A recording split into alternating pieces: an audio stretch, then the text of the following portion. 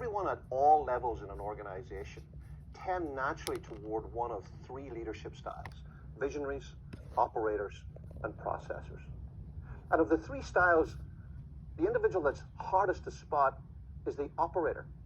And the reason for that is that operators are task-focused. They don't sit around. They don't sit in meetings that much. They're not wandering the halls. They don't manage by walking around. They're out there getting things done. For an operator, the single most important thing is to get something off their task list that day.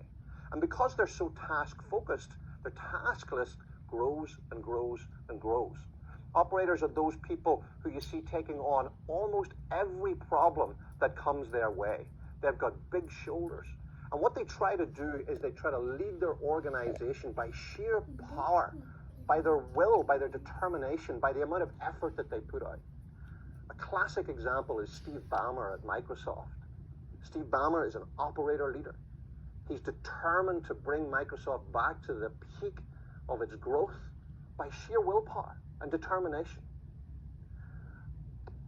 Problem with an operator leader is often associated with that task focused. What can happen is they lose sight of the overall strategic goals of the organization. And they can, if not managed correctly, turn into ardent taskmasters who don't delegate terribly well.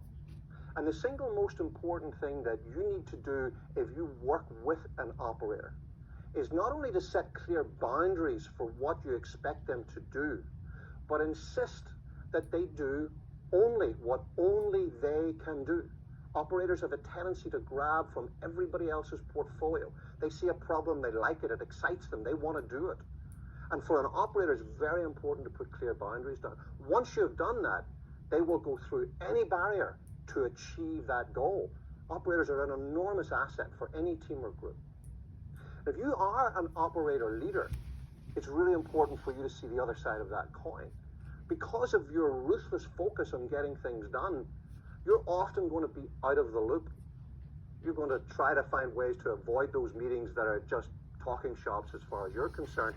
You're much more happy out there engaged with your customers, with your clients, and getting things done. And so what will happen if you're not really careful is that you'll find yourself slowly politically being pushed to the edge of the organization until you fall out of the loop. And here's my tip for you.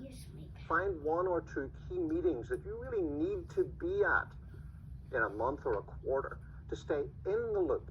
And even though your preference is to be out there completing those tasks, force yourself to come in, sit down, listen, and engage.